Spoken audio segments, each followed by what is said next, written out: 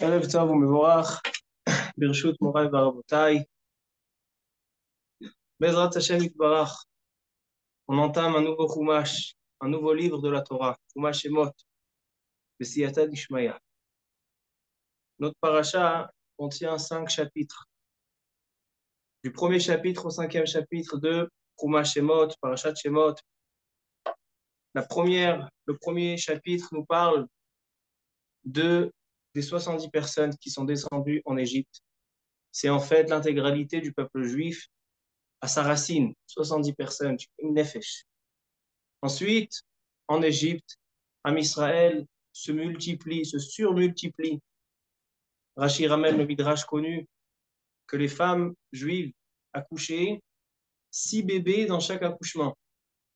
Rashi ramène ce midrash, mais celui qui regarde le midrash à l'intérieur, il voit qu'il y a encore des chitotes. Donc certaines opinions qui avaient encore plus. Il y en a qui disent qu'il y avait 12. D'où ils apprennent? Parce qu'il y a marqué au début de la paracha, où venait Israël, Parou, Vaishretsu, Vairbu, Vayaratzmu, Bimod Meod. Combien ça fait? Parou, Vaishretsu, Vaifru, Vairbu, Bimod Meod. Ça fait 6. Et une opinion qui dit non, il y en avait 12 dans chaque accouchement, parce que Parou, c'est un langage qui n'est pas singulier, qui est au pluriel. Alors donc 6 fois 2, ça fait 12. Il y a même quelqu'un qui dit que dans un seul accouchement, il y avait 600 bébés. Mais ça, c'était seulement chez Yocheved. Yocheved, la mère, la maman de Moshe Rabbeinu. 600. Alors là, ils expliquent comment c'est possible 600. Alors, ils disent que Moshe Rabbeinu, lorsqu'il est né, il correspond à 600 000 juifs. C'est que le clan Israël, les Neshamot, c'est 600 000 Neshamot. Alors donc, Moshe Rabbeinu, c'est comme 600 000, mais en tout cas, il y en a qui disent fois 6, il y en a qui disent fois 12. En tout cas, Israël se multiplie et se surmultiplie. Paro, bien sûr, tout le monde connaît. Paro qui veut stopper, Paro qui a peur. Et il décrète d'asservir le peuple, parce qu'en les asservissant, il va les affaiblir et donc ils auront moins d'enfants. Ainsi, il demande aux sages-femmes qu'à l'accouchement, lorsque c'est un garçon, de le faire tomber et de dire il y a eu un accident. Ça, c'était la manière d'agir de Paro. Ensuite, lorsqu'il a vu que les sages-femmes, qui étaient les sages-femmes Shifra et Poua, c'était Yocheved et Myriam. Pourquoi il s'appelait Shifra et Poua? Yocheved et Myriam, c'est la maman de Moshe Rabbeinu, la sœur de Moshe Rabbeinu. Shifra al-Shem Shemeshaper et Avalad. Shifra, les chaper veut dire améliorer. Lorsqu'il y avait un bébé, des fois, il y a des bébés qui sortent. Ils ont une malformation. Lo alenu, lo alechem. Des fois, d'accord, il y a un bébé qui sort, le bras, il n'est pas à la place, la jambe, elle n'est pas en place, il y a quelque chose qui est un petit peu déformé. Shifra, donc Yocheved, elle avait l'intelligence et la sagesse de savoir arranger, améliorer à l'accouchement. C'est pour ça qu'elle s'appelait Shifra. Myriam s'appelait Poua. Pourquoi Poua? Al-Shem chez Poua. Parce qu'il y a quelqu'un qui pleure, le bébé, quand il naît, on attend toujours le pleur. D'accord? Mais après, quand il commence à pleurer, on veut qu'il se calme parce qu'on a de la peine. Alors Myriam, elle était Poua. Myriam, elle consolait le bébé, elle le calme. En tout cas, Paro, le rachat, il a renforcé ses décrets et il a demandé de Kolaben Aelod, dès que vous voyez un garçon, jetez-le dans le. Ça, c'est le premier chapitre. Deuxième chapitre, Amram, le papa de Moshe Rabbeinu, va se marier avec Yocheved. La Gemara dans Masechet Sota, dans la page 12-13, nous dit que Amram avait divorcé sa femme. Pourquoi il avait divorcé sa femme? Parce que lorsqu'il a vu les décrets de Paro, que chaque bébé qui va naître, alors il était tué, alors il a dit, vaut mieux peut-être ne pas emmener d'enfant. C'est mieux de ne pas aller. Pourquoi tu veux faire amener un enfant pour le faire sauter? Alors Amram a décidé de se séparer de sa fille Myriam. Il y avait déjà une prophétie à son plus jeune âge. Elle a vu que de ses parents va naître celui qui va ramener la délivrance, Moshe Rabbeinu. Il va être Moshiach et Israël. Il va les délivrer d'Égypte. Et donc, elle a dit à son père, elle lui a dit, toi, hein, Paro, il a décrété seulement sur les garçons, mais les filles pouvaient vivre. Mais toi, Amram, si tout le peuple juif va te suivre, ils vont se séparer de leurs femmes. Alors tu ne menaces pas que les garçons, tu menaces les garçons et les filles. Amram, avec sa modestie, a accepté les remontrances de Myriam, s'est remarié. Voilà le Père Ekbet, il nous dit, il est allé se remarier avec, avec Yocheved, et de là va naître Moshe Rabbeinu. Donc, il est né prématuré, 6 mois, donc c'est ce qui a permis un laps de temps pour pouvoir le cacher, parce que les Égyptiens venaient, chacun, il savait exactement la femme à quel moment elle doit accoucher. Elle a caché jusqu'à 3 mois. Il est né à 6 mois et elle peut le cacher jusqu'à 3 mois. À 3 mois, elle l'a libéré dans le Nil. Je ne vais pas rallonger mes paroles, ce sont des histoires qui sont connues. Et de là, Rabotai va sortir Moshe Rabbeinu. Moshe Rabbeinu va grandir dans la maison de Paro, puisqu'il va être récupéré par la fille de Paro. Et il va sortir un beau jour, et il va voir qu'un Égyptien frappe un Juif. Et comme il a appris qu'il était Juif, alors il va tuer l'Égyptien. Le lendemain, 2 Juifs, ils se disputent l'un avec l'autre, et ils disent à Moshe Rabbeinu, pourquoi est-ce que tu veux nous tuer comme tu as tué l'Égyptien? L'Égyptien, tu l'as tué avec le Shem HaMeforash, avec le nom d'Akadosh Baruch Hu. Il a prononcé le nom pour tuer l'Égyptien. Alors, Moshe Rabbeinu, il a eu peur que ça se sache, et ainsi il a été cafeté par des Juifs, et donc Moshe Rabbeinu se sauve. Les gens pensent qu'il s'est sauvé directement, il est allé chez Amidian, chez Yitro, qui est devenu plus tard son beau-père, il s'est marié avec Tzipora. Maintenant, regardez dans le Balatourim, dans les Rishonim, pendant 60 ans, Moshe Rabbeinu tournait d'un endroit à un autre, parce qu'il est sorti, il était très jeune. Il avait 12 ans lorsqu'il est sorti et il a tué l'Égyptien. 12 ans, comme ça a marqué. 12 ans. Vaïgdal, Hannar, il a marqué dans les Mefarshim, il avait 12 ans. Et après, lorsque Paro a voulu, il est allé pendant 60 ans, il a cherché, il s'est marié avec Tzipora parce qu'il est revenu en Égypte à l'âge de 80 ans. Alors donc, et les naissances qu'il y a eu des enfants, hein, les enfants de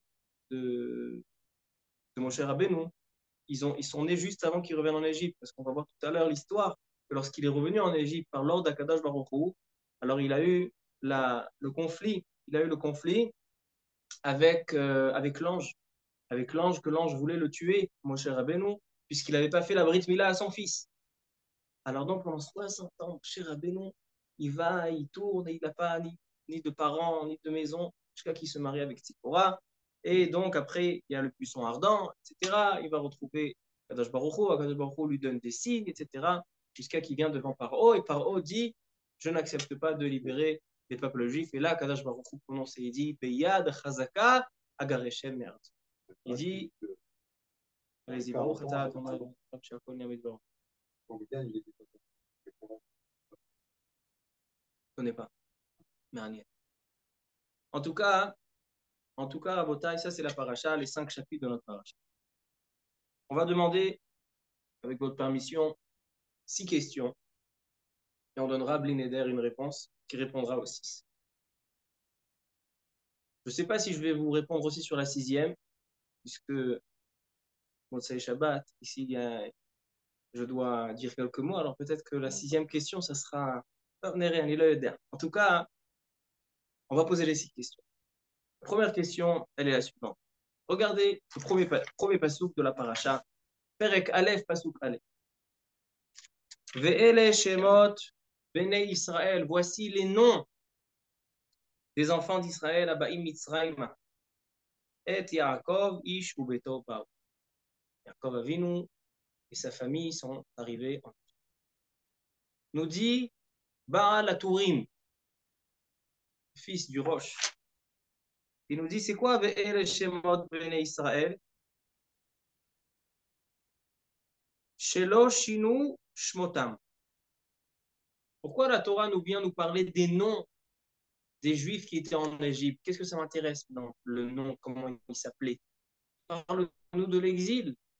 Comment ça nous parle directement de l'exil? Ve'el Shemot, nous dit le Midrash que Am Israël, par le mérite de 3 choses, ils ont traversé l'exil, ils ont réussi à s'en sortir. L'exil d'Égypte, l'exil la plus terrible, que tous les exils, les 4 autres exils jusqu'à l'exil qu'on vit aujourd'hui, puisent leur énergie de l'exil de l'Égypte. Am Israël, ils ont réussi à remonter, à surmonter cet exil, à être libérés de cet exil par le mérite de 3 choses. Shelo Shinu et Shmotam, parce qu'ils n'ont pas changé leur nom. Ils étaient fidèles au nom juif. C'est pour ça qu'il est écrit ici Ve'ele Shemot Bene Israël. Shelo Shinu et Leshonam. Ils n'ont pas changé leur langue. Ils ont continué à parler l'hébreu. Velo Shinu et Malbusham. Ils n'ont pas changé leur manière de s'habiller. Ils respectaient l'habit et la manière de s'habiller de leur père. Comme ça nous dit le Baal HaTurim. Mais le Baal HaTurim il rajoute encore que ça, c'est un midrash connu. Ça, c'est dans Pirkei des Rabbi Eliezer.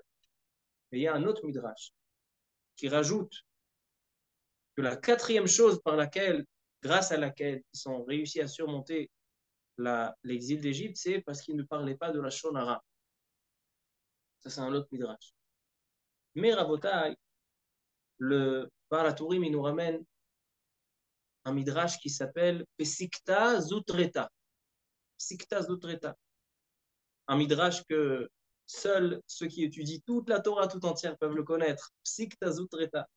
Le jour où on arrivera à la Pesikta Zutreta, Rav Chaim Kanevski à la Shalom, d'étudier ça une fois par an. Des livres qu'on ne sait même pas comment on prononce leur nom, ils les étudient une fois par an. En tout cas, Baal HaTurim, il ramène Pesikta Zutreta. Regardez dans les mots du passage, les mots du verset. Il y a marqué Et Yaakov, Ish ou Beto Baou. Prenez les mots Et Yaakov, Ish. Quelles sont les lettres? Les dernières lettres de chaque mot. Et Yaakov, Ish. Ce sont les lettres Shabbat. D'accord? Ce sont les lettres Shabbat. Maintenant, ce n'est pas fini. Si on prend les mots Israël, Habaim, d'accord? Israël, Habaim, les Juifs qui viennent. La première et la dernière lettre de chaque mot, c'est Yud, Lamed, He, et même c'est Mila. Israël, Habaim, première et dernière lettre de chaque mot, ça fait Mila. Dit le Midrash dans Psikta Zutreta que grâce à quelle mitzvah, par le mérite de quelle mitzvah le peuple juif est sorti d'Égypte, grâce au Shabbat et grâce à la Brit Mila. Donc ma première question, Rabota, est la suivante. Cette liste, ces 6 choses qu'on vient de rappeler, que c'est pas changer le nom, pas changer la langue, pas changer l'habit, ne pas parler du Lashon Hara, Shabbat, Mila, ces 6 choses, qu'est-ce qu'ils ont de si important? Pourquoi? C'est la raison, le Midrash il nous dit, c'est la raison pour laquelle ils ont traversé, parce qu'il faut savoir que Am Israël, en Égypte, ce n'était pas tous des tzadikim. Ils n'étaient pas dans le droit chemin. Seules ces 6 choses. Il y a même un Midrash qui dit qu'Am Israël, en Égypte, ils ne faisaient pas la Brit Mila. C'est une marloquette entre les Midrashim, entre le Midrash Rabbah et la Psikta Zotreta. Psikta Zotreta a dit oui, ils faisaient Brit Mila. Mais le Midrash Rabbah, il dit non. Am Israël, ils ont arrêté de faire la Brit Mila pour pouvoir ressembler aux Égyptiens en Égypte. Il y a seulement la tribu de Lévi, Shevet Lévi, qui continue à faire la Brit Mila. Donc, Am Israël, ils accomplissaient pas du tout la Torah en Égypte. Ils n'étaient pas du tout de tzadikim. Donc, pourquoi ces 6 choses? Non seulement que la majorité de ces choses, ce ne sont pas des mitzvot, pas changer son nom, pas changer son nom, pas changer sa langue, pas changer son habit. Ce sont 3 choses où ce n'est pas une mitzvah. Ça ne fait pas partie des 613 mitzvot. Ici, dans le premier passage. Ve'el Shemot Bene Israël Habaim. Israël Habaim, c'est Mila. Et Ish et Yaakov, Ish, c'est Shabbat. Alors, Shabbat et Mila, on sait que ce sont des mitzvot importants, mais aussi, il y a d'autres mitzvot importantes. Il y a les tefillin, il y a la kashrut, il y a Yom Kippour, il y a les chagim. Pourquoi?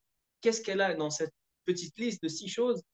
Or, la moitié de ces choses-là, ce n'est même pas des mitzvot. Pourquoi? Ce sont les choses que grâce à ces choses-là, Am Israël a traversé l'exil. Maintenant, il faut savoir que quand on ne parle pas seulement historiquement, c'est que puisque toutes les exils d'aujourd'hui, même l'exil où on se trouve, puisent leur force de l'exil d'Égypte, donc aussi la délivrance, si on veut savoir qu'est-ce qui peut ramener le Mashiach Tzidkenu, qu'est-ce qui peut ramener la Géoula, on est obligé de comprendre c'est quoi la manière que nos pères sont sortis d'Égypte, et si on essaie de l'appliquer au maximum, alors là, on pourra, Bezrat Hashem, ramener la Géoula. Alors, donc, ce n'est pas seulement un cours historique, mais c'est aussi un cours qui est concret, concrètement parlant. Halakha lemas. Ça, c'est ma première question. Deuxième question. Venez, on avance un petit peu dans le Perek Bet. Ça, c'est une question sur le Perek Aleph. Perek Bet nous dit le pasuk. Vayelech ish mi bet Levi, vaikach et bat Levi. Et voilà que Amram, de la tribu de Lévi, va se marier avec Yocheved. Vatahar haisha vateled ben. Yocheved tombe enceinte. Le Ramban nous dit qu'elle avait 130 ans lorsqu'elle a accouché de Moshe Rabbeinu. 130 ans. Vateled ben, vatere oto kitov hu. Et elle a vu que lui est bien. Kitov hu. Vatere oto kitov hu. Vatitspene hu. Et elle l'a caché, puisqu'elle a vu qu'il était joli. Vatitspene hu shelosha irachim. Elle l'a caché pendant 3 mois. Demande le Ramban. Est-ce que tu as vu une fois une maman, qu'à l'accouchement, elle trouve son fils moche? Hein, monsieur Fézida, maintenant vous avez eu une naissance au prochain. Est-ce qu'il y a quelqu'un de la famille qui a dit ah non, elle est moche? Qu'est-ce qu'elle veut dire la Torah? Vater oto kitovhu. Elle a vu qu'il était mignon. Est-ce que tu as vu une maman qui ne trouve pas son bébé mignon? Tov, c'est bon. Et deuxièmement, c'est quoi kitovhu? Vater oto kitov. Elle a vu qu'il est bien, qu'il est bon. Kitovhu. Regardez Rashi. Rashi dit Keshenolad, lorsque Moshe Rabbeinu est né, Nitmale habayit kulo ora. La maison s'est remplie de lumière. Tout Rashi, il a sorti ça, c'est une Gemara dans 2 endroits dans le Chasse, dans Sota, page 12, dans Megillah. Lorsque Moshe Rabbeinu est né, il y a une lumière, soudainement, une lumière qui a rempli. C'est ça ce qu'elle a vu, Vatereoto ki tov hu. Comment on arrive à la lumière de Tov? Parce que dans Bereshit, il y a marqué Vayar Elokim et Haor ki tov. La lumière est bonne. Alors donc, comment? Alors elle a vu une lumière. Elle a vu une lumière. Donc on ne parle pas de lui, de son physique, mais on parle de ce qu'il a ramené. Et regardez Rashi, plus tard, regardez dans Perek Bet Pasuk Vav, là-bas il y a marqué dans le Pasuk, lorsque Yocheved, elle a dû prendre une boîte pour mettre Moshe Rabbeinu, le laisser dans le Nil parce qu'elle avait peur qu'il soit tué. Alors c'est la fille de Paro, la fille du pharaon qui l'a trouvé. Il nous dit le Pasuk, dans Perek Bet Pasuk Vav, Vatiftach, Vatirehu et Ayeled. Elle a ouvert et elle a vu l'enfant. Vehine na'ar boche. Dit Rashi, c'est quoi Vatiftach, Vatirehu et Mira'ata? Qui c'est qu'elle l'a vu? Ayeled, Zeu Pshuto. Elle a vu l'enfant. Mais Midrasho, Ra'ata imo Shechina.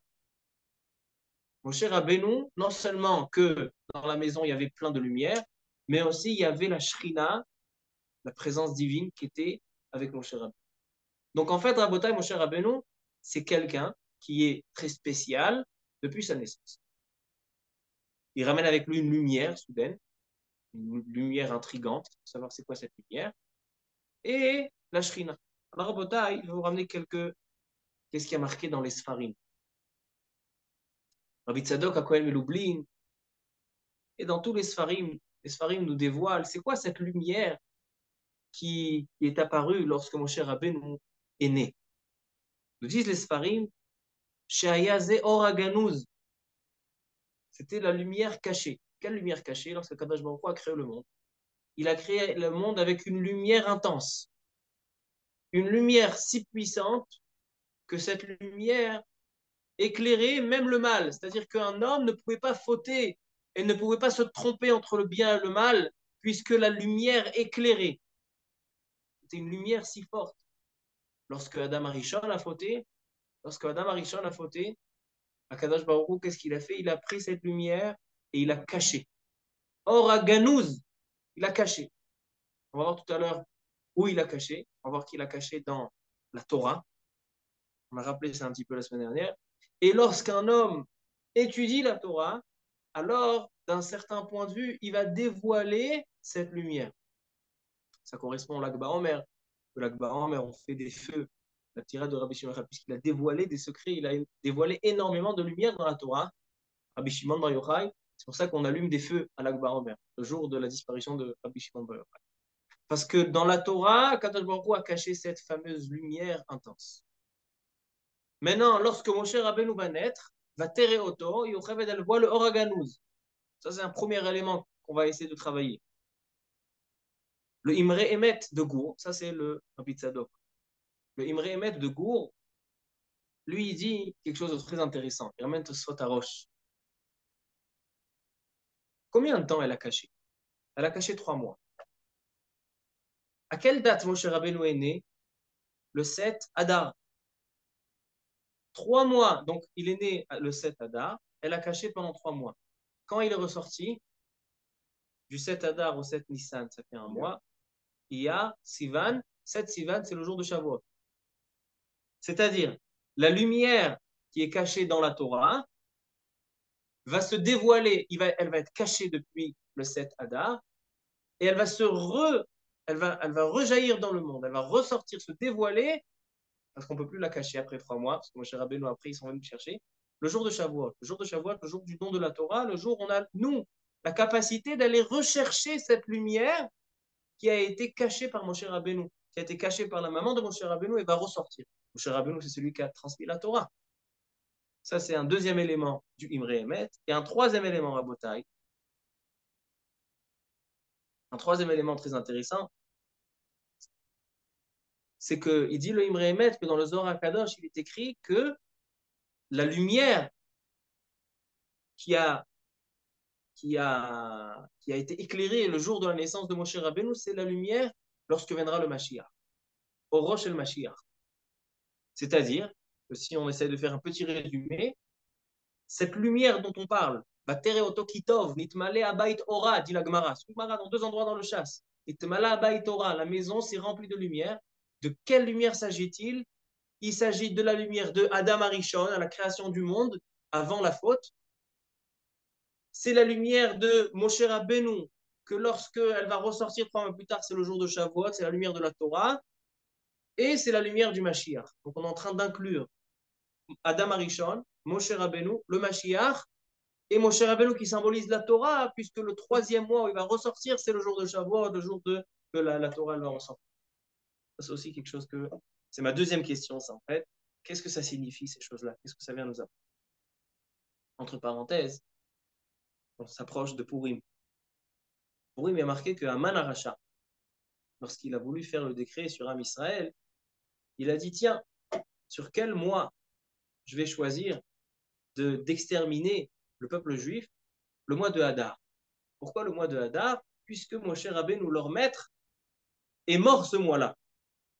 Mais Haman Aracha ne savait pas que c'est vrai que Moshe Rabbeinu est mort le Zayin Hadar, mais il est aussi né le Zayin Hadar. Tzadikim, Akadosh Baruch Hu, remplit leurs années. Il avait 120 ans, pile. Il est mort le jour de sa naissance. C'est-à-dire, quelle était l'erreur, nous dit le Imre Emet? L'erreur de Haman Aracha était que c'est vrai que Moshe Rabbeinu, sa lumière s'est éteinte ce jour-là. C'est vrai, sa lumière s'est éteinte. Mais il faut savoir que ce jour-là, c'est aussi un renouvellement. Il s'est éteint, mais il s'est aussi allumé ce jour-là. En Israël, tous les ans, le mois de Hadar, c'est un mois que c'est une étincelle de la Torah qui s'allume à nouveau. Et c'est pour ça que le nes de Purim, c'est que Adour Kibloua Me'ahava, ils ont reçu la Torah. Marqué Kiimou et Kiblou. Qu'est-ce qu'ils ont accepté le jour de Purim? Ils ont accepté la Torah à nouveau. C'est-à-dire que le mois de Hadar, le mois de Sivan, 3 mois plus tard, c'est la naissance de Moshe. Et lorsque Moshe Rabbeinu est sorti 3 mois plus tard, c'est les 2 moments où Amisraël a reçu la Torah. Le mois de Sivan, 7 Sivan, et le mois de Hadar. Quand ça, c'est une parenthèse. Alors, mon Rabotai, voilà 2 questions. Troisième question. Je continue plus loin. Perek Gimel, d'accord, on a dit une question sur Perek Aleph, une question sur Perek Bet, une question sur Perek Gimel. Perek Gimel, Aliat Revi'i, où Moshe Haya Ro'eh et Tzon Chotno, Yitro Chotno Kohen Midian. Moshe Rabbeinu, lorsqu'il était chez Yitro, il était berger. Vainhag et Tzon Achar Midbar, Vayavo elara Elokim choreva. Et voilà qui s'approche de la montagne où se trouve Akadosh Baruch Hu. Vayera malach Hashem elav belapat esh mitoch hasene. Et voilà qu'Akadosh Baruch Hu se dévoile dans ce buisson ardent. Vayar veine hasene boer baesh. Moshe Rabbeinu voit quelque chose d'étonnant. Il voit un buisson qui brûle, mais qui ne se consomme pas. Vasene enen ukal. Je saute quelques psukim. Donc il y a la rencontre, la première rencontre entre Akadosh Baruch Hu et Moshe Rabbeinu. Et regardez dans le pastou.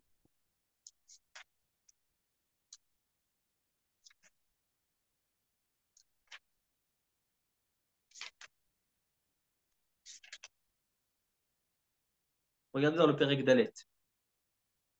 Vayan Moshe vayomer. Vehen lo ya'aminu li. Lorsque Akadosh Baruch Hu demande à Moshe, repars en Égypte, tu vas délivrer tes frères, tu vas délivrer le peuple juif d'Égypte. Dis Moshe Rabbeinu à Akadosh Baruch Hu, le peuple juif ne me croira pas. Lo ya'aminu li. Pourquoi tu veux qu'ils me croient? Velo yishme'u bekoli. Ils ne m'écouteront pas. Ki omru lo nira elecha Hashem. Imaginez-vous, un peuple asservi pendant des centaines d'années, des dizaines d'années en Égypte. D'un coup arrive le fils du pharaon qui s'est sauvé parce qu'il a tué un Égyptien. Il revient 60 ans après et il dit j'ai vu Dieu. On va lui proposer un verre d'eau fraîche. D'accord? Qu'est-ce que lui répond Hachem? Mazé beyadecha. Qu'est-ce que tu as dans ta main? Vayomer mate. Dis j'ai un bâton. Entre parenthèses, le mot mazé beyadecha, qu'est-ce que tu as dans ta main? Dans la Torah, il est écrit en un seul mot. Mazé, au lieu d'avoir d'être écrit mazé, même he zain he, il est marqué mazé, même zain he, dit Rashi. Lama nichtav beteva achat. Pourquoi il est écrit en un seul mot? Lidrosh. Mizeh shebeyadecha ata chayav lilkot. Dit Rashi, Moshe Rabbeinu, il a fauté ici. Et Moshe Rabbeinu va devoir avoir une punition. Et de quoi il va avoir la punition? Misé. C'est pas mazé, ça peut se lire aussi misé. De ça, de ce bâton, tu vas être puni. Pourquoi? Nous dit Rashi, Shechashadta biksherim. Moshe Rabbeinu en disant à Kadosh Baruch Hu, oui, mais le peuple juif, ils vont pas me croire. Tu as dit qu'ils vont pas te croire. Tu as été Choshed biksherim. Choshed biksherim, tu as soupçonné des personnes qui sont Bechizkat Kashrut, qui sont justes. Tu les as soupçonnés. Regardez le passouk suivant. Nous dit le passouk. Vayomer ashlichehu arza. Tu veux savoir comment ils vont me croire? Prends ce bâton, jette-le par terre. Vaïdine nachash. Et voilà qui se transforme en serpent. Vayanos Moshe mipana. Vayomer Hashem el Moshe. Shelach yadecha ve'echos biznavo. Attrape la queue. Vaïhi le mate bechapo. Et voilà que le serpent reprend sa forme de bâton. Dit Rashi. Vaïhi le nachash. Pourquoi Kadosh Baruch Hu a choisi ce signe-là en particulier? Prendre un bâton qui se transforme en nachash, en serpent. Ramazlo shesiper lashon hara al Israël.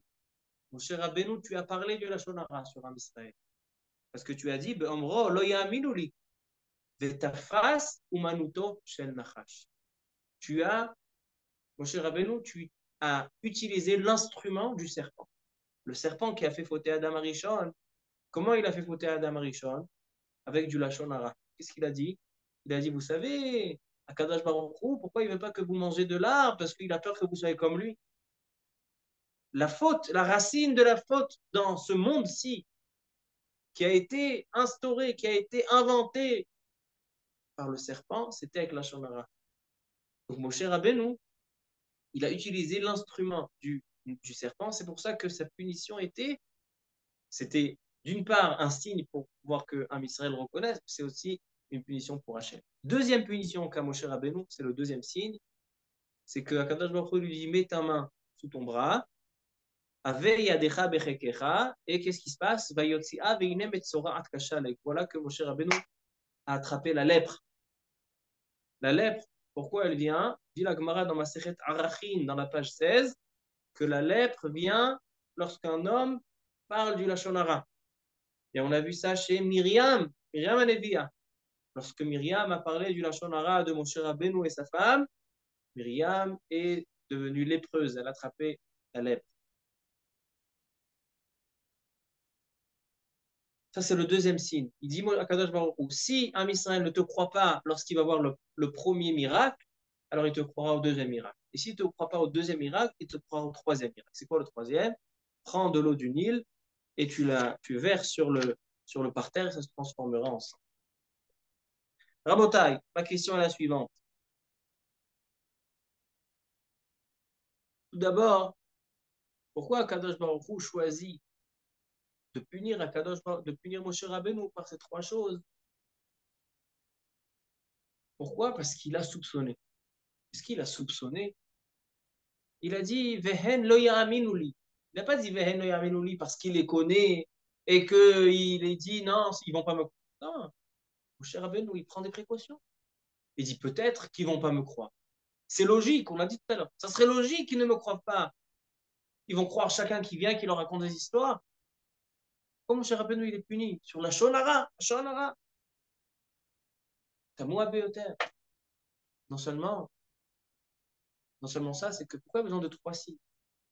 Un signe suffit. On va voir par la suite qu'il n'a pas utilisé les deux autres. Pourquoi tu as besoin de trois signes? Ça, c'est Rabotai, ma troisième question. 4, 5 et 6, on va les dire vite. La quatrième question, c'est le prochain sujet dans la paracha, c'est que lorsque Moshe Rabbeinu revient en Égypte, alors il y a l'ange qui va venir, il va essayer de le tuer. Et Tzipora, la femme de Moshe, comprend que c'est pour la Brit Mila qu'il n'a pas fait à Gershon. Moshe Rabbeinu, il va presque mourir. Tzipora, vite, elle vient, elle fait la Brit Mila. De là, on voit qu'une femme, elle peut faire la Brit Mila. Parce qu'on a vu que Tzipora, elle a fait la Brit Mila à son fils.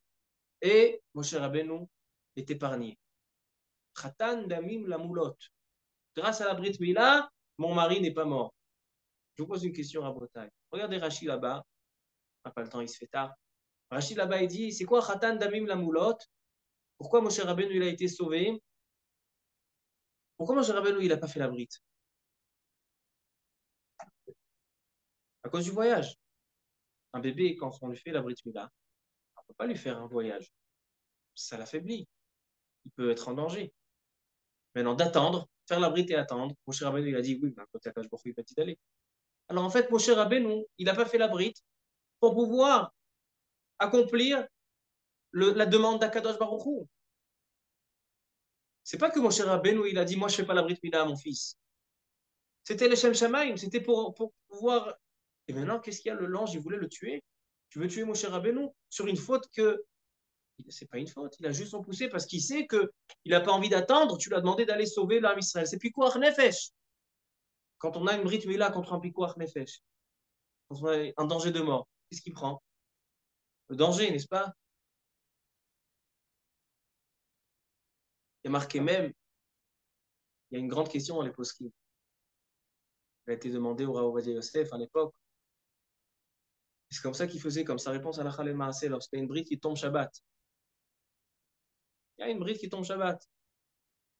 Maintenant, les parents, ils savent que s'ils font la bride Shabbat, tous les proches vont venir en voiture pendant Shabbat. Ils vont prendre la voiture pendant Shabbat pour venir à la bride Mila.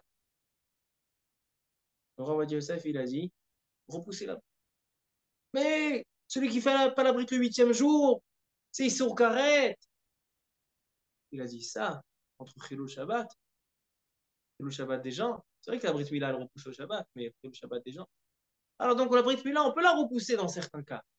Qu'est-ce qu'on veut, qu'est-ce qu'on en veut à Moshe Rabbeinu? C'est la quatrième question. La cinquième question, elle est que lorsque Moshe Rabbeinu il va venir devant Paro, alors Paro, il va s'énerver. Et qu'est-ce qu'il va dire? Il va dire, mais non, jusqu'à maintenant, on vous a donné les Lévénim, on vous a donné le matériel pour pouvoir construire les maisons, ses serviteurs, les esclaves à Israël. Maintenant, vous allez devoir construire la même chose, et c'est vous qui devez construire les Lévénim, construire les, les, les, les, les briques. Terrible. Am Israël était en colère. Et comme ça se termine la paracha. Non, la question, elle est la suivante. C'est les Vénim, ça nous rappelle, dans Chumash Bereshit, lorsqu'il y avait Dora Palaga. Dora Palaga, la génération, ils ont voulu défier Akadosh Baruch Hu. Ils ont dit, on va construire avec des Lévénim, avec des briques, on va construire une grande tour et on va arriver chez Akadosh Baruch Hu. Et le Baal HaTourim, il dit que c'est en rapport. Il y a marqué ici Vayafetz et il y a marqué ici Vayafetz. Dans les deux, le même mot. Quel est le rapport entre cette Xéra et Dora Palaga? Et la dernière question, Rabotai, c'est que dans toute la paracha, Baal HaTourim, il nous dit qu'il y a des mots qui sont en parallèle chez Moshe Rabbeinu et chez David Amelech. Et il nous dit, Moshe Rabbeinu et David Amelech, ce sont deux qui sont en parallèle. Qu'est-ce qu'il y a de qui est en parallèle chez Moshe et chez David? Donc, cette dernière question, c'est à développer encore. Je ne sais pas si on aura le temps. On va déjà répondre sur les 5 premières. Si jamais on a le temps, Belineder, on en parlera. Alors, je résume les 6 questions. La première, c'était pourquoi les 6 choses qui ont sauvé le clan d'Israël, les noms, la langue, etc. Shabbat, Mila, qu'est-ce qu'il y a de si spécial? La deuxième question, la lumière qui est venue dans le monde lorsque Moshe Rabbeinu est né, qui correspond à la lumière de Adam Arishon, la lumière du Mashiach, la lumière de la Torah, quelle signification? Troisième question, quels sont les 3 signes du serpent, de l'eau, les trois signes qu'il a donné à Moshe Rabbeinu? C'est des punitions, a priori, qu'est-ce que ça veut dire? Quatrième question, pourquoi Moshe Rabbeinu il a failli mourir parce qu'il n'a pas fait la bride à son fils? C'était justifié. Cinquième question, c'est quoi ce décret des Lévénim, des briques qui nous rappelle l'histoire de Dora Palaga? Et la sixième question, quel est le rapport entre Moshe Rabbeinu et David?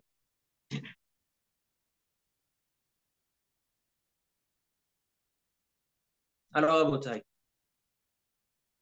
le Ramban, au début de la paracha, il fait une préface au deuxième livre de la Torah, Chumash Shemot. Il dit le Ramban, Eshlim hakatuv Sefer Bereshit, shu Sefer HaYetzira. Le Sefer Bereshit, c'est un livre qui s'appelle Sefer HaYetzira, le livre de la création. Que ce livre nous parle de la création du monde, de nos patriarches. Et maintenant, Acharei she'eshlim HaYetzira, Etril be'inyan ha'ma'aseh. Le Ramban nous a dévoilé déjà dans le Chumash Bereshit, souvent, que tout ce que nos pères, nos patriarches, les actions qu'ils ont faites, ça vient donner des forces à leurs descendants. C'est-à-dire qu'en fait, le livre de Bereshit, c'est le livre du plan du monde, c'est le plan, c'est la mise en place du monde. Et maintenant, l'histoire, elle commence dans l'action. Il y a le Koach et il y a le Poal. Il y a l'énergie et il y a l'action. Le Chumash Bereshit, c'est vraiment dessiner le monde, décrire comment le monde va devoir se passer, va se dérouler. On voit Abraham, Yitzhak et Yaakov, ils descendent en Égypte, ils reviennent, ils sont en Égypte, ils reviennent, ils font des puits. Tout ça, c'est des manières, dit le Ramban, Ma'aseh Avot, Siman Labanim. Et maintenant, on est dans le livre de l'action. On commence l'histoire de Ham Israël pour de bon.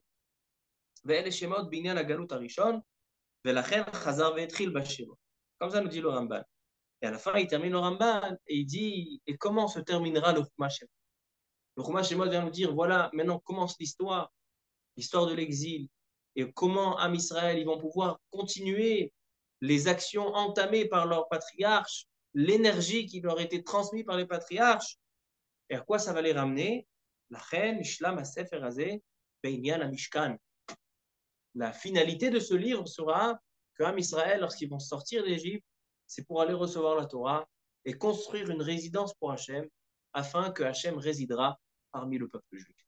Voici l'objectif.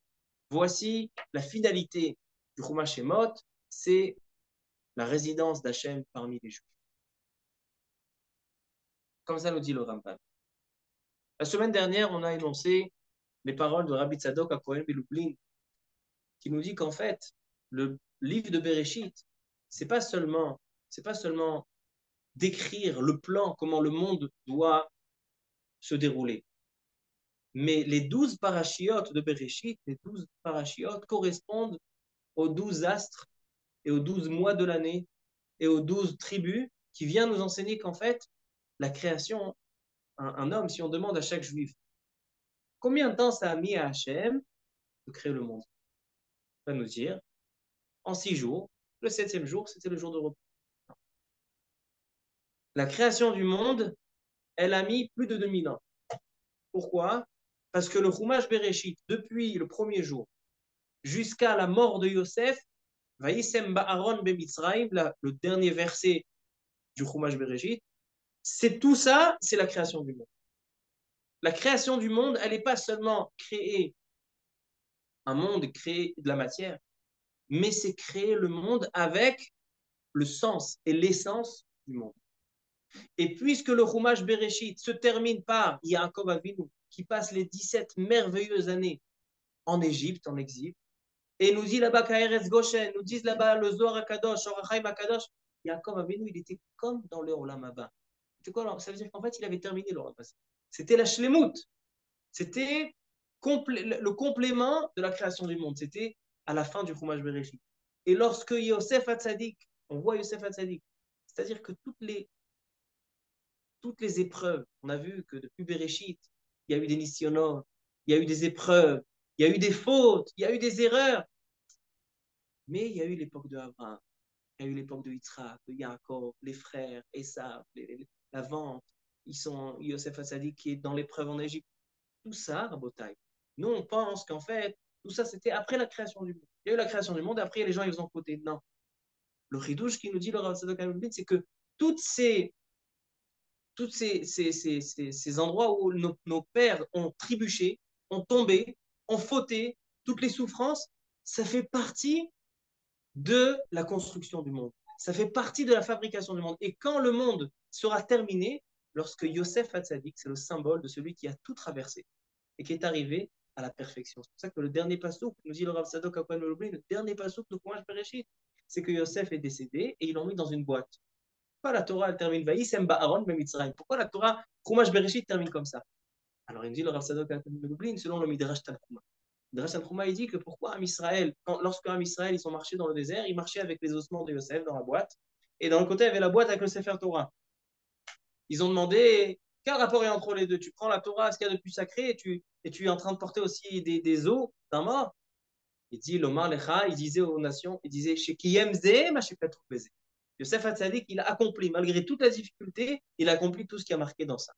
Maintenant, puisque le monde, il a été inspiré de la Torah, il a été créé sous l'image de la Torah, et Yosef Hatzadik a complété cette image, donc c'est en égalité.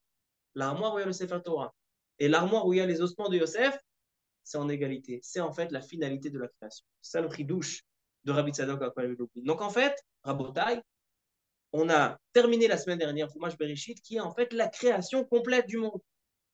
Le monde n'a pas été créé en 7 jours, mais il a été créé en 2000 ans. Et ce livre-là, on commence vraiment après la création. Maintenant, on commence la vie. Maintenant, on commence la vie de tous les jours. Et on recommence. Maintenant, il faut savoir que l'exil qu'il y avait en Égypte, les fautes de Ram Israël, si ce sont des fautes qui leur disent ah bon, maintenant, ça y est, on est hors circuit. Il y a le monde, Akadosh Baruch Hu, son objectif, c'est qu'on soit comme Yosef Hatzadik, qui aime Zema chez Katou Bézé, que toute la Torah, que le monde, et que toutes les créatures dans ce monde, ils soient conformes à la Torah. Et bien, si on faute, on est en exil, on est en Égypte, on faute, ben c'est fini. Non. Dans la création, on voit que même lorsqu'il y a eu des fautes, même lorsque nos pères ont trébuché, même s'ils n'ont pas eu de la réussite tout le temps, lorsqu'on est en bas, lorsqu'on n'est pas dans le droit chemin, ça fait partie aussi de notre construction. Comme dit le Passouk, Sheva Ipol Tzadik Vakam. Le Tzadik, il tombe 7 fois jusqu'à qu'il se relève. Maintenant, la question, elle est, pourquoi tu dis Sheva Ipol Tzadik Vakam?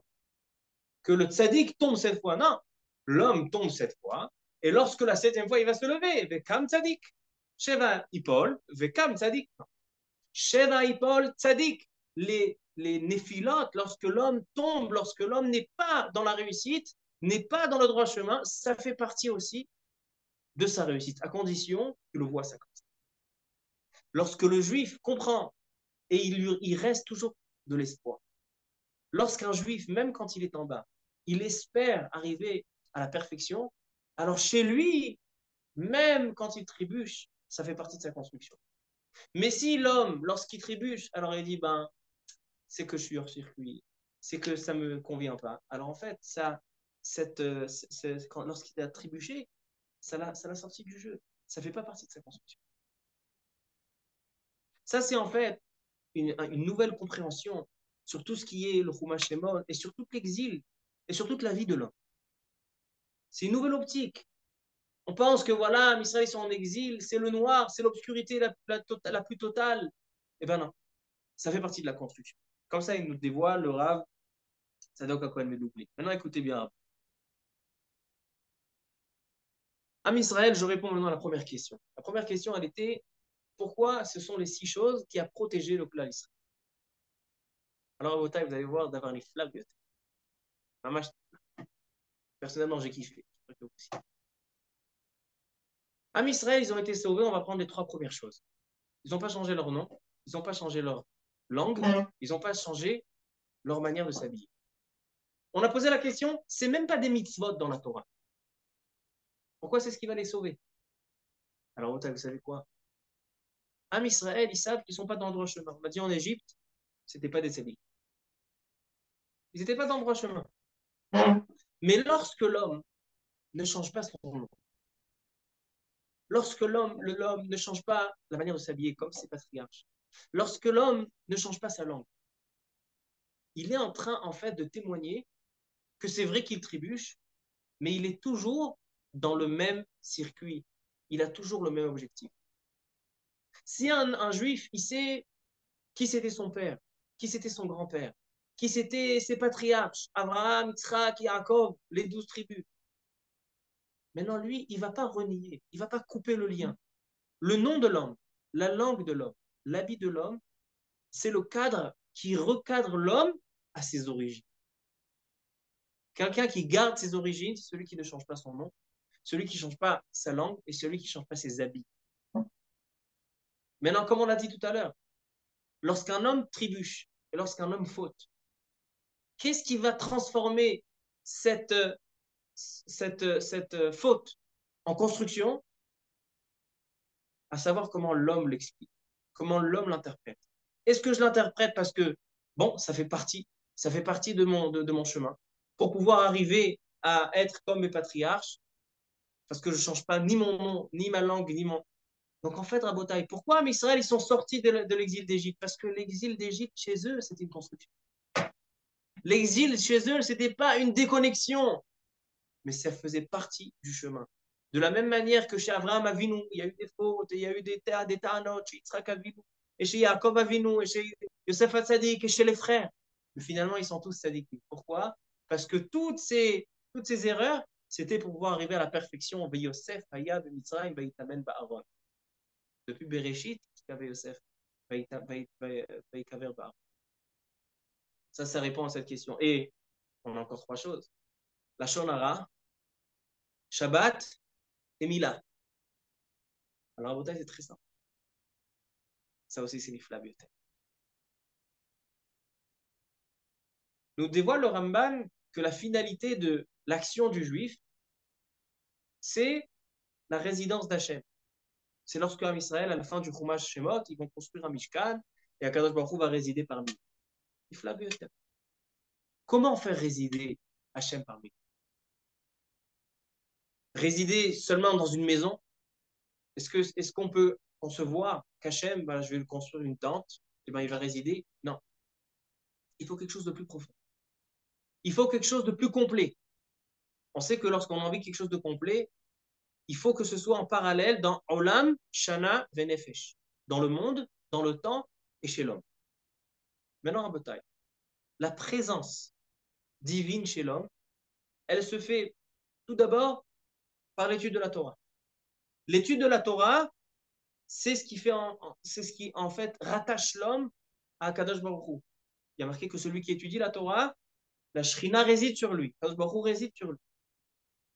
Ça vient compléter le monde, parce que la Torah, elle a précédé le monde, et le monde, il a été créé en fonction de la Torah.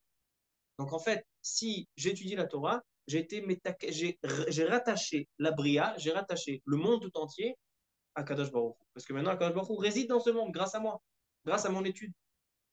Ça, c'est Be'olam. Shana, c'est quoi Shana? Comment on peut rattacher Hachem dans l'année, dans le temps? Shabbat.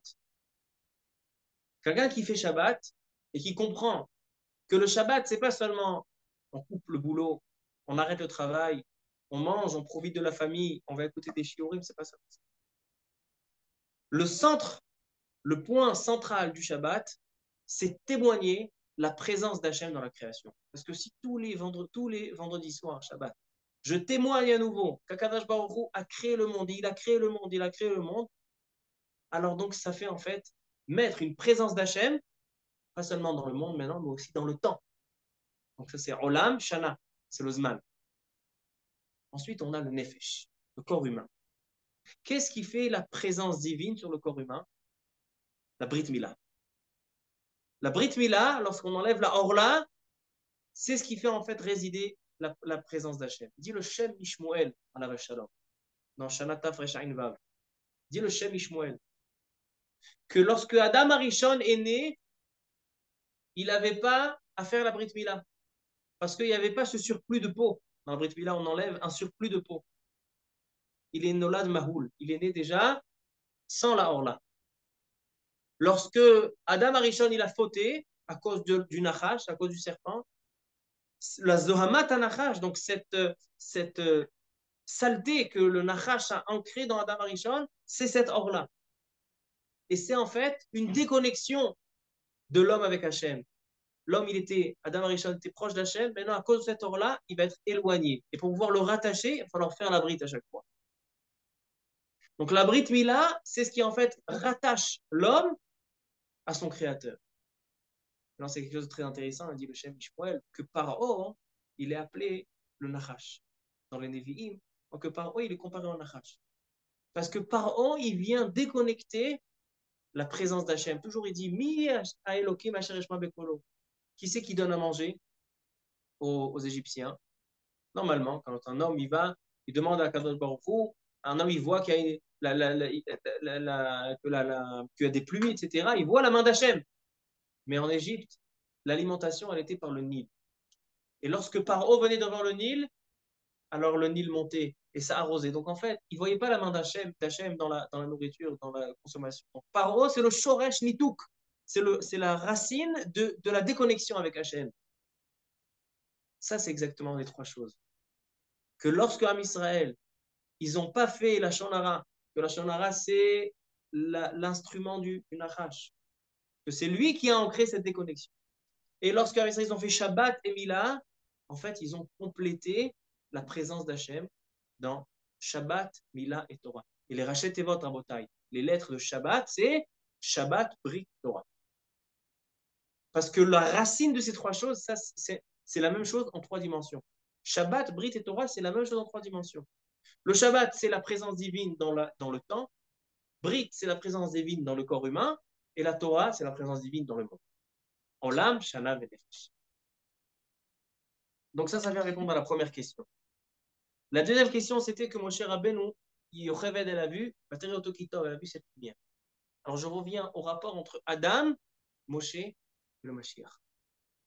C'est qu'en fait, Adam Arishon, il a été créé avec une lumière, avec un or kitov, avec une lumière qui ne permet pas l'erreur, qu'on voit clair.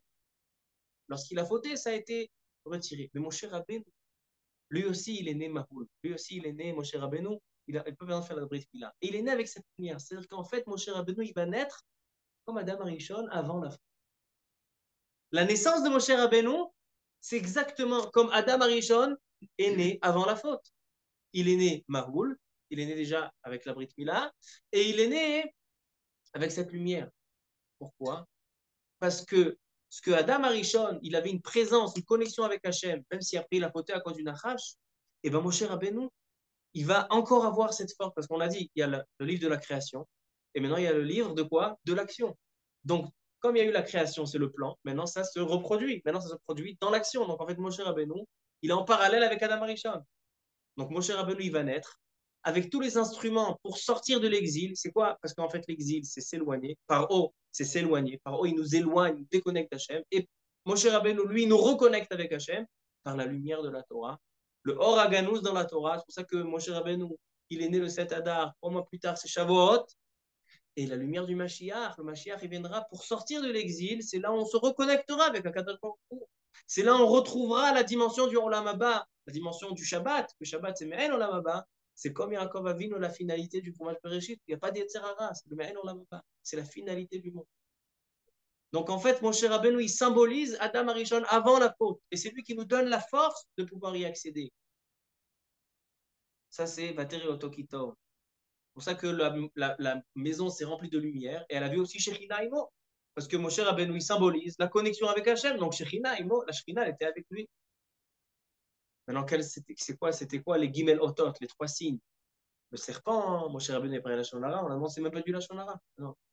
Moshe Rabbeinu, puisque lui, il n'a pas le droit de retomber dans la même faute d'Adam Arishon. Adam Arishon, il était connecté avec Hachem. Qu'est-ce qu'il a déconnecté? Le Lachon Hara du serpent. Donc, mon cher Rabbeinu, même si ce n'est pas du Lachon Hara, mais il est en train d'utiliser, il parle sur quelqu'un d'autre, chez lui, à sa dimension, c'est considéré comme s'il retombe dans la faute. Donc, c'est Lachon Hara. Donc, c'est quoi sa punition? C'est le maté avec le Nachash. C'est la tsaraat. C'est la lèpre. On dit à mon cher Rabbeinu, éloigne-toi de cette faute. Parce que toi, tu dois préserver la lumière que tu as en toi, la proximité avec Hachem, pour pouvoir la transmettre au peuple d'Israël, pour qu'à la fin, ils viendront au Mashiach, au Rosh el-Mashiach, que cette lumière va permettre de se reconnecter, de revoir Hachem de manière claire. Ça, c'était pour la 3e question. 4e question, pourquoi Moshe Rabbeinu, il a failli mourir à cause de la Brit Mila? Khatan Dami ou la Moulotte, mais il n'était pas censé. On a dit que la Brit Mila, hein, c'est la présence d'Hachem dans le corps humain. On a dit qu'il y a 3 dimensions de présence d'Hachem. Shabbat, Brit, Torah. Son fils, tu as des calculs, tu dois faire, etc. Mais toi, ton symbole, mon cher Rabbeinu, c'est la présence d'Hachem dans ces 3 dimensions. Tu ne peux pas ne pas faire la Brit. Tu ne peux pas continuer, tu ne peux pas rapporter la Géoula, la délivrance au peuple juif en Égypte, donc en fait qui retrouve, Paro, on a dit, Paro, celui qui va déconnecter le peuple juif, c'est le Nachash, qui éloigne le peuple juif du Kadosh Baruch Hu. Toi, tu ne peux pas un instant repousser la Brit Mila. La Brit Mila, c'est la présence divine dans le corps humain. C'est pour ça que Moshe Rabbeinu, il a failli mourir. À ce point-là, il a failli mourir. Abota, et 5e question, c'était que les Lévénim, la Xéra, alors ils n'auront pas donné les briques. Ça nous rappelle les briques du Dora Palaga. Selon ce qu'on a dit, Zenifla Beoter. On a dit tout à l'heure que toutes les périodes qu'il y a eu dans le Chumash Bereshit, toutes les périodes, il y avait des bonnes périodes, il y avait des mauvaises périodes, il y avait des fautes, il y avait des mitzvot. Et bien même les fautes, ça fait partie de la construction. Chez Am Israël aussi. En Égypte, on retrouve le Dora Palaga, on retrouve des erreurs qu'a priori, on devrait annuler le monde. Non. Mais ils restent dans leur contexte. Ils restent dans l'Oshinushma, ils n'ont pas changé leur nom, ils n'ont pas changé leur... Ils restent dans le même circuit, ils savent, ils ont un objectif à atteindre, ils n'y sont pas encore. Ils vont y arriver. Alors c'est vrai qu'ils sont comme Dora Palaga, ils ont les mêmes erreurs, mais ça fait partie de la construction. Et la 6e question, Moshe ou cache les David, on élargira plus, mais pourquoi Moshe Rabbeinu il est en rapport avec David Ameler? Selon ce qu'on dit, c'est Nifla Bioter. Parce que Moshe Rabbeinu, il nous donne la capacité de retrouver David Ameler. Parce que Moshe Rabbeinu qui vient avec cette lumière, il vient avec cette Torah, c'est lui qui va nous donner la Torah. Et dans la Torah est enfouie cette lumière qui nous permet de revoir Akadosh Baruch Hu, de s'éloigner du mal et de se reconnecter avec Hachem. C'est ça, la Géoula, la délivrance finale par David Ameler, David Malka Beshikha. C'est ça le parallèle entre eux. Baruch Adonai Le'olam, Amen ve'Amen. המרחם על כל בריאותיו ויכול ברחם על נפש ונשמה של הנפטרים משם טוב מן העולם.